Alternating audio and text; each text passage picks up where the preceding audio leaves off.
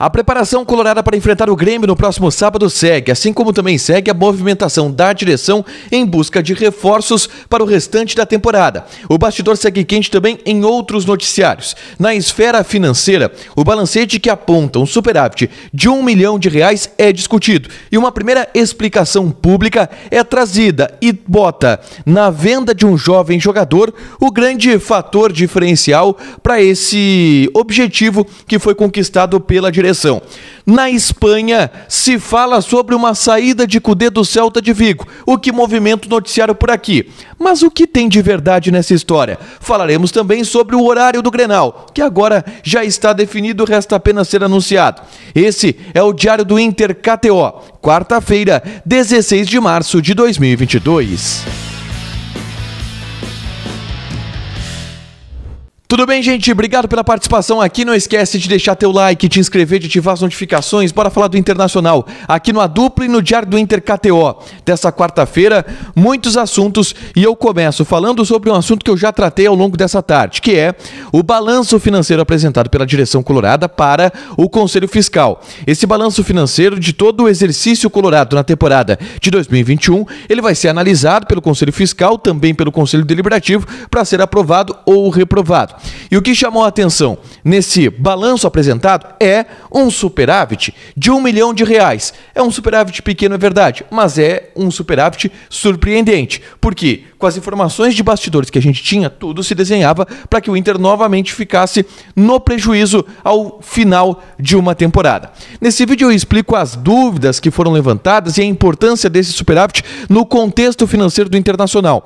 Mas ao longo dessa tarde, noite, eu apurei algumas informações importantes sobre o porquê o Inter conseguiu esse milagre de superávit. De que maneira o Internacional conseguiu atingir um lucro, de alguma forma, sendo que em novembro e setembro se desenhava um cenário caótico nas finanças do Internacional.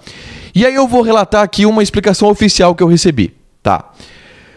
Tudo foi baseado em um tripé: aumento de receitas, que aí depois eu vou explicar no quê, diminuição dos custos e despesas, e a gente sabe que o Inter trabalhou de alguma maneira para diminuir esses custos, e estabilidade de dívida, que é muito mais uma questão contábil e mais difícil de eu explicar aqui, ou mais difícil de eu entender do que outra coisa, tá? Então foram esses 3 pontos: aumento de receitas, diminuição de custos e despesas e estabilidade da dívida. Que tipo de aumento de receitas? Principalmente parcelas de vendas de jogadores. O Inter, na reta final de 2021, recebeu premiações do Campeonato Brasileiro de 2021, que não foram tão grandes, foram bem abaixo daquilo que se projetava no orçamento. Mas o Inter vendeu jogadores. E aí um valor que a gente, pelo menos, não contava que o Inter receberia em 2021, mas recebeu, em relação à venda do Vinícius Tobias, tá? O Shakhtar Donetsk paga 7,5 milhões pelo Vinícius Tobias. Dá 53 milhões de reais. E se projetava que o pagamento só começasse em 2022, mas uma boa parte desse valor já veio em 2021. Logo, conta no exercício contábil e financeiro do Internacional em 2021. Eu não sei quanto exatamente, mas esse é um valor e um fator determinante para que o Inter chegasse a esse superávit. São dezenas de milhões de reais. Dentro de um processo de déficit que não seria tão grande quanto projetado, se conseguiu equilibrar com o valor do Vinícius Tobias, com outras vendas também, como a do Vinícius Melo, como também com esse tripé que foi citado. Pelo menos essa é a explicação oficial que eu recebi do Internacional em relação ao superávit, que não era projetado por nós, porque o Inter sempre comunicava que teria dificuldade nesse ano e que deveria ter um déficit pequeno. Bom, indo para outros assuntos, eu vou falar, claro, de Clássico Grenal na sequência, mas antes eu quero abordar a atuação colorada no mercado de transferências, tá? E por 2 motes. Um deles é Alexandre Alemão. O Alexandre Alemão chega nessa quinta-feira em Porto Alegre. E tudo indica que 2 jogadores serão emprestados para o Avaí: o Lucas Ramos e o Lucas Mazetti. Isso está praticamente fechado.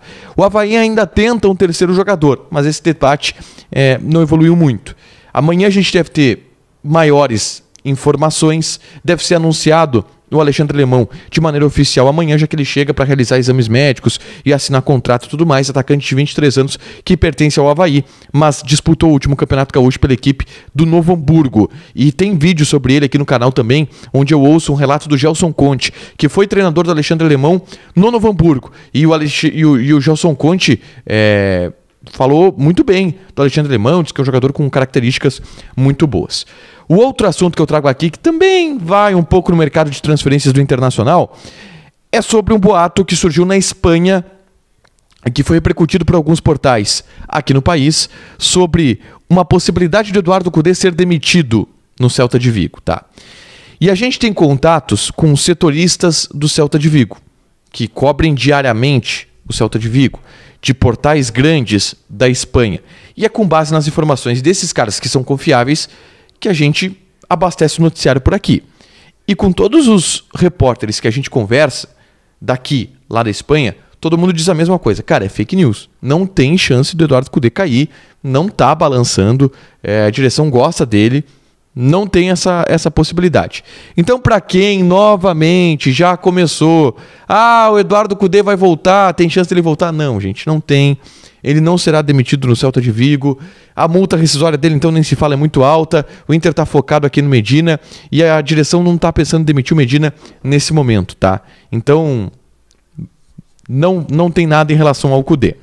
Uma última, que essa vazou pelo lado do Grêmio, o Matheus Dávila já repercutiu, inclusive. O Grêmio já andou informando os repórteres sobre o horário do Clássico Grenal. Então se prepara. Quarta-feira que vem, que é o horário o Grenal decisivo da semifinal do Gauchão, às 10h15 da noite.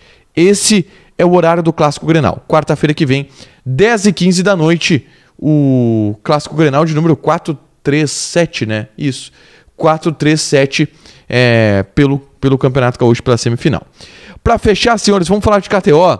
Eu errei, de novo, não ando em uma fase boa. Eu apostei na Juventus e a Juventus perdeu por 3-0 para o Villarreal. Não deu eu. Igor, eu sabia que o Villarreal ia ganhar. Por que tu não apostou? Joga lá na KTO, te registra. Coloca o cupom ADUPLA que tu ganha 20% de bônus em cima do teu primeiro depósito. Fechado? Deixa teu like, te inscreve, ativa as notificações que vai ter mais conteúdo aqui no canal. Beijo!